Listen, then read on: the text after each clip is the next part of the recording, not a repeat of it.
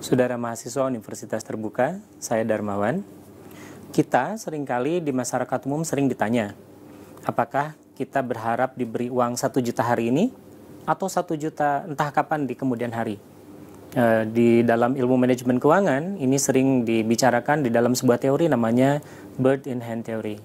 Secara umum mengatakan bahwa apa yang kita dapat hari ini jauh lebih baik daripada apa yang akan kita dapat besok atau kapan saja, tetapi memiliki nilai resiko di masa depan. Nah, inilah yang kemudian akan kita pelajari dengan memahami nilai uang terhadap waktu. Jadi uang ternyata, uang 1 juta hari ini dengan uang 1 juta di masa depan, nilainya bisa sangat berbeda. Secara umum kita bisa mempelajari dengan menggunakan rumus umum ini. Jadi, nilai uang di masa depan itu dijelaskan oleh berapa uang yang kita akan hitung pada hari ini, pada awal periode kita sebut, dan berapa bunga yang dibicarakan. Kemudian tentu saja kita harus juga membicarakan kapan waktunya di masa depan yang kita akan hitung tadi.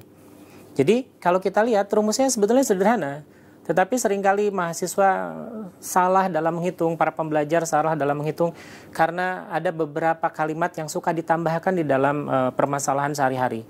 Nah, fokus pada pernyataan bahwa yang kita bicarakan dalam rumus umum ini adalah jika dana tersebut, baik itu dana yang di awal simpanan maupun dana yang didapat dari bunganya itu diambil pada akhir tahun, maka itu rumus yang digunakan ini.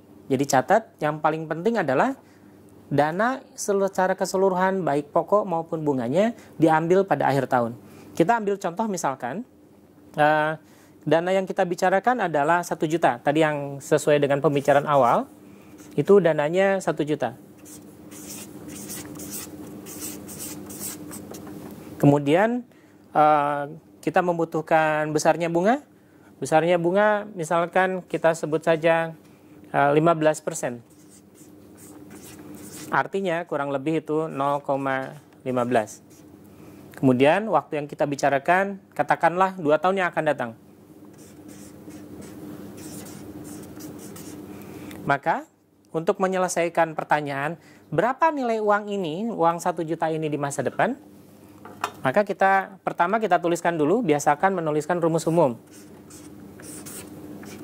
Sama dengan nilai uang hari ini dikalikan dengan 1 ditambah R dipangkatkan N. Maka kemudian kita mulai substitusi dari apa yang sudah kita ketahui. 1 juta tambah 1 dikalikan 1 ditambah 0,15 dipangkatkan 2. Biasakan mengerjakan secara teratur, jangan terburu-buru untuk langsung mengerjakan. Kerjakan yang ada dalam kurung.